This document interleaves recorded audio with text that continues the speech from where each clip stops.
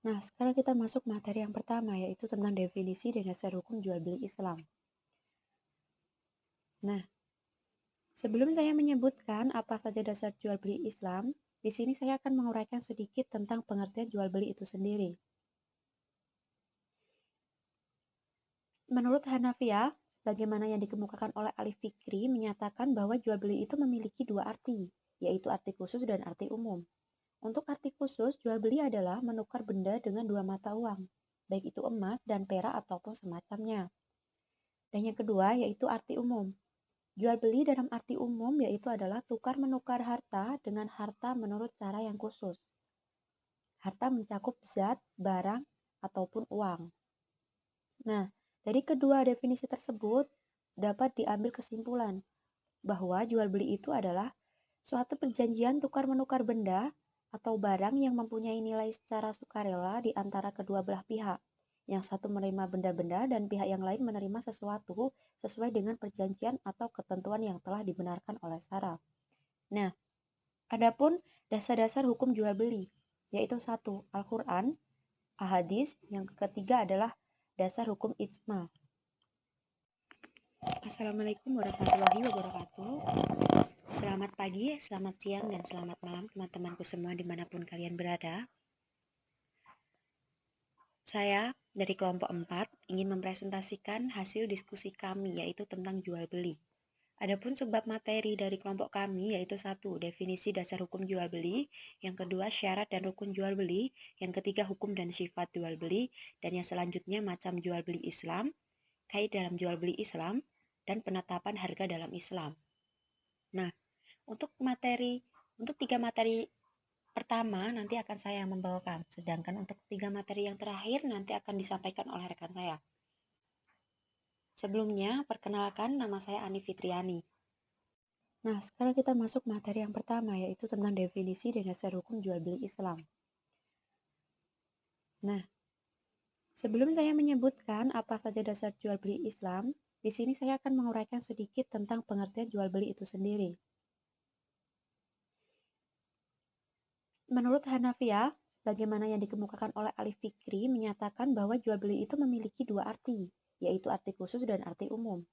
Untuk arti khusus, jual beli adalah menukar benda dengan dua mata uang, baik itu emas dan perak ataupun semacamnya. Dan yang kedua yaitu arti umum. Jual beli dalam arti umum yaitu adalah tukar menukar harta dengan harta menurut cara yang khusus. Harta mencakup zat, barang, ataupun uang. Nah, dari kedua definisi tersebut dapat diambil kesimpulan bahwa jual beli itu adalah suatu perjanjian tukar menukar benda atau barang yang mempunyai nilai secara sukarela di antara kedua belah pihak. Yang satu menerima benda-benda dan pihak yang lain menerima sesuatu sesuai dengan perjanjian atau ketentuan yang telah dibenarkan oleh syara. Nah, adapun dasar-dasar hukum jual beli, yaitu satu, Al-Quran, Ahadis, yang ketiga adalah dasar hukum ijma. Nah, materi yang selanjutnya yaitu tentang syarat dan rukun jual beli. Seperti yang teman-teman ketahui bahwa syarat dan rukun jual beli merupakan hal yang sangat penting. Sebab tanpa adanya rukun dan syarat, maka jual beli tersebut dianggap tidak sah, teman-teman. Nah, adapun rukun dan syarat jual beli yaitu satu, ada penjual dan ada pembeli. Nah, penjual dan pembeli di sini juga memiliki syarat-syarat, teman-teman. Yang pertama yaitu berakal. Orang yang gila atau bodoh tidak sah dalam melakukan transaksi jual beli. Karena bagi setiap orang yang hendak melakukan kegiatan tukar-menukar sebagai penjual ataupun pembeli hendaknya memiliki akar pikiran yang sehat.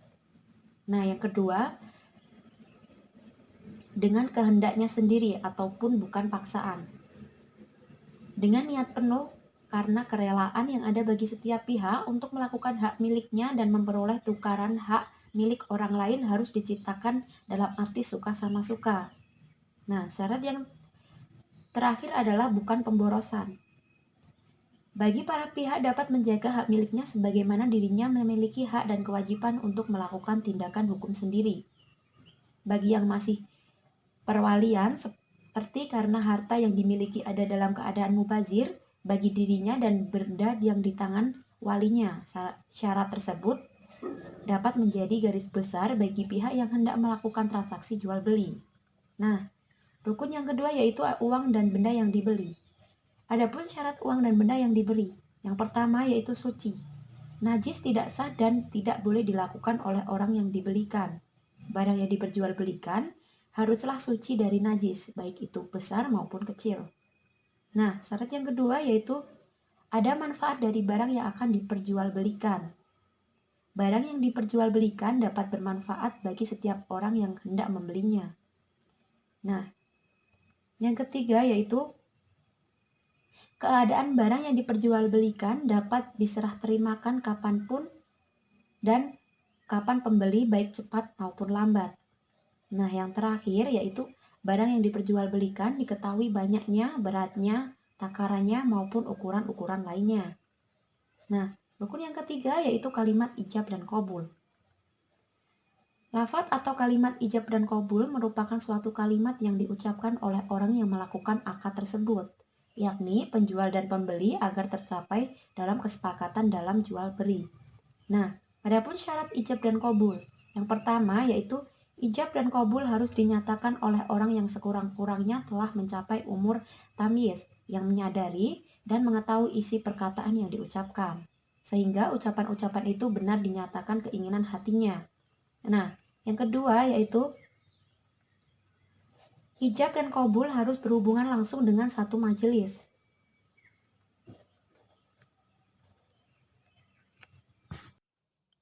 Selanjutnya adalah hukum dan sifat jual beli. Para ulama fikih mengatakan bahwa hukum asal dari jual beli adalah mubah ataupun boleh. Namun, pada situasi-situasi tertentu menurut Imam Syatibi atau pakar fikih Maliki, hukumnya boleh berubah menjadi wajib. Adapun ulama mazhab Hanafi membagi hukum dan sifat jual beli itu terbagi menjadi 3, yaitu jual beli sahih, jual beli batal, dan jual beli rusak. Nah, jual beli sahih adalah jual beli yang memenuhi ketentuan syariat. Hukumnya, sesuatu yang diperjualbelikan menjadi milik dan melakukan akad. Nah, yang kedua yaitu jual beli batal. Jual beli batal adalah jual beli yang tidak memenuhi salah satu rukun atau yang tidak sesuai dengan syariat. Nah, yang terakhir yaitu jual beli rusak. Jual beli rusak adalah jual beli yang sesuai dengan ketentuan syariat pada asalnya, akan tetapi sesuai dengan syariat pada sifatnya. Seperti jual beli yang dilakukan oleh orang mumais, tetapi bodoh sehingga menimbulkan pertentangan. Bismillahirrahmanirrahim. Assalamualaikum warahmatullahi wabarakatuh.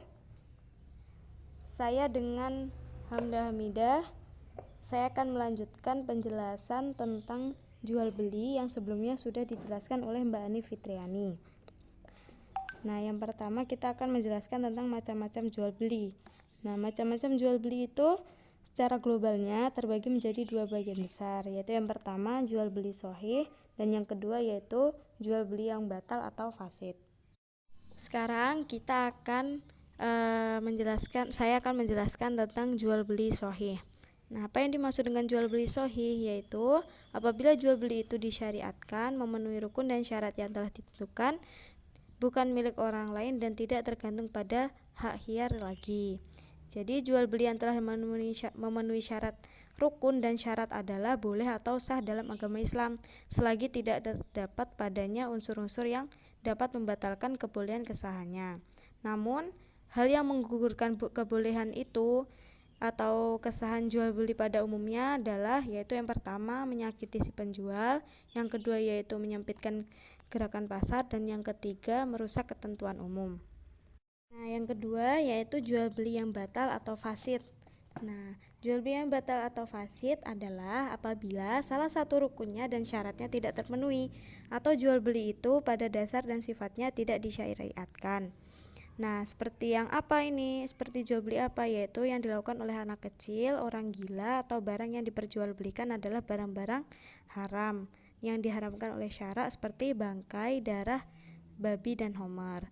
Nah, jual beli yang batal ini banyak sekali macamnya dan jenisnya. Di antaranya adalah yang pertama, jual beli buah yang belum muncul di pohonnya. Terus yang kedua, menjual barang yang tidak bisa diserahkan pada pembeli. Dan yang ketiga, jual beli yang mengandung unsur penipuan. Selanjutnya, saya akan menerangkan tentang khiyar dalam bisnis Islam. Nah, hiyar secara singkat itu adalah mencari kebaikan dari kedua perkara, yaitu boleh melangsungkan atau membatalkan. Nah, secara jelasnya yaitu hiyar adalah bisnis dalam Islam diberikan keleluasaan untuk memilih atau membatalkan akad jual beli atau meneruskan akad jual beli dalam hukum Islam. Nah, hiyar dalam jual beli menurut hukum Islam adalah diperbolehkan memilih apakah jual itu diteruskan apa dibatalkan karena suatu hal. Selanjutnya, hiyar itu dalam segi umumnya atau secara umumnya terbagi menjadi 3, yaitu yang pertama hiyar majelis, yang kedua adalah hiyar syarat, dan yang ketiga hiyar aib.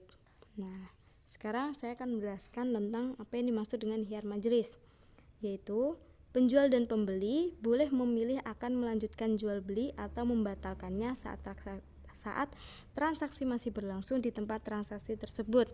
Jadi, apabila akad dalam jual beli telah dilaksanakan oleh kedua pihak antara penjual dan pembeli, maka kedua belah pihak boleh meneruskan atau membatalkan selama keduanya masih berada dalam tempat akad tersebut.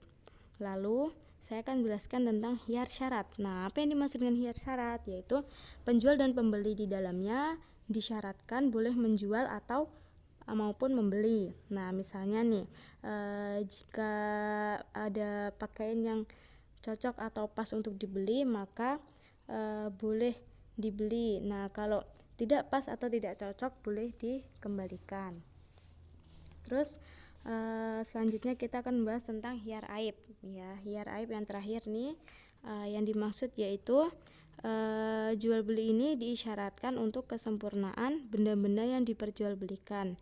Misalnya, jika kita membeli baju 1 kodi, ternyata sampai rumah ada salah satu baju itu ada yang rusak atau cacat. Nah, maka boleh baju itu untuk dikembalikan dan ditukar dengan yang lebih yang tidak cacat. Oke, untuk yang terakhir saya akan menjelaskan tentang penetapan harga dalam perspektif Islam. Nah, mekanisme penentuan harga dalam Islam sesuai dengan maqasid al-syariah, yaitu merealisasikan kemaslahatan dan menghindari kerusakan di antara manusia. Nah, seandainya Rasulullah saat itu langsung menetapkan harga, maka akan kontradiktif dengan mekanisme pasar. Tapi pada situasi tertentu, dengan dalil maqasid asy-syariah, penentuan harga menjadi suatu keharusan dengan alasan menegakkan kemaslahatan manusia dengan memerangi distorsi pasar atau memerangi mafsadah atau kerusakan yang terjadi di lapangan. Nah, dalam konsep Islam ini yang paling prinsip adalah harga ditentukan oleh keseimbangan permintaan dan penawaran. Nah, keseimbangan ini terjadi bila antara penjual sama pembeli itu bersikap saling merelakan. Kerelaan ini ditentukan oleh penjual dan pembeli dalam mempertahankan barang tersebut. Jadi, harga ditentukan oleh kemampuan penjual untuk menyediakan barang yang ditawarkan kepada pembeli. Kemudian pembeli tersebut mendapatkan harga barang tersebut dari penjual. Namun, apabila para pedagang sudah menaikkan harga di atas batas kewajaran, mereka itu telah berbuat zalim dan sangat membahayakan umat manusia. Maka seorang penguasa pemerintah harus campur tangan dalam menangani persoalan tersebut dengan cara menetapkan harga standar. Seperti itu. Oke, sampai di sini dulu penjelasan kami tentang konsep jual beli dalam Islam. Nah, saya Hamdah Hamidah dan Ani Fitriani selaku pemateri, kami mohon maaf jika ada suatu kesalahan atau kekurangan dari bacaan kami atau kesalahan dalam kami saat membaca atau menjelaskan. Nah, semoga